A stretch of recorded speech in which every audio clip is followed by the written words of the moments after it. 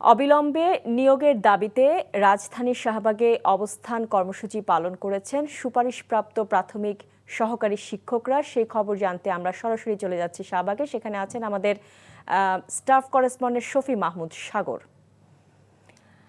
সাগর, শিক্ষকরা তো বেশ কয়েকদিন ধরেই আন্দোলন করছেন, তো এখন কি অবস্থা? শাহবাগে তারা অবস্থান করছেন, তো সেখানে কি অবস্থা দেখছেন আপনি আমাদের জানাবেন।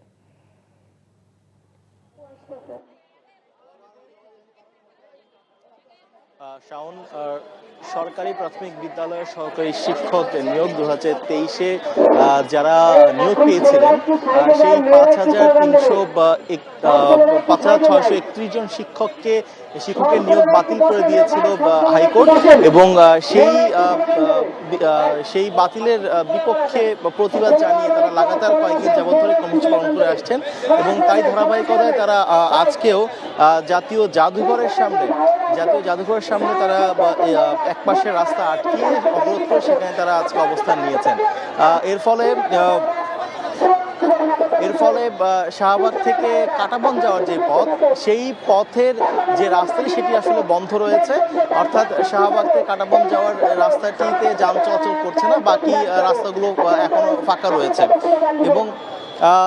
এবং সেই জায়গাতে দেখা যাচ্ছে যে যান চলাচলে কিছুটা প্রভাব পড়লেও সেই অর্থে এখনো যানজট সৃষ্টি হয়নি, কারণ বাকি রাস্তাগুলো এখনো ফাঁকা রয়েছে। এবং এর পাশাপাশি পুলিশে অবস্থান নিয়েছে যাতে করে এখান থেকে আন্দোলনকারীরা যাতে করে রাস্তা অবরোধ করতে না পারে।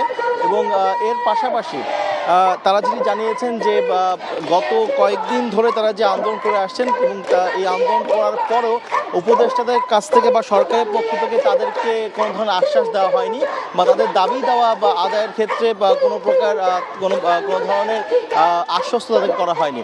এবং তারা এটিও বলছেন যে যতদিন না পর্যন্ত হাইকোর্টের এই আদেশ বাতিল করে পুনরায় তাদেরকে নিয়োগের সুপারিশ না করা হবে, ততদিন পর্যন্ত তারা রাস্তায় অবস্থান নিয়ে তারা তাদের এই দাবি আদায়ের জন্য কাজ করে যাবেন এবং কর্মসূচি পালন করে যাবেন। আমরা দেখতে পেয়েছি গত সপ্তাহের বৃহস্পতিবার, বুধবার কিংবা তার আগেও প্রতিদিনই কিন্তু তারা ঢাকার বিভিন্ন সড়ক অবরোধ করে রেখেছেন। তবে আজকের দিনে তারা মূল সড়ককে অবরোধ না করে তারা আজকের জাতীয় জাদুঘরের সামনে অবস্থান নিয়েছেন। তো এই ছিল জাতীয় জাদুঘর থেকে শিক্ষকদের আন্দোলনের সর্বশেষ অবস্থা। শাওন। জাতীয় জাদুঘরের সামনে থেকে সুপারিশপ্রাপ্ত প্রাথমিক সহকারী শিক্ষকদের আন্দোলনের খবর জানছিলাম।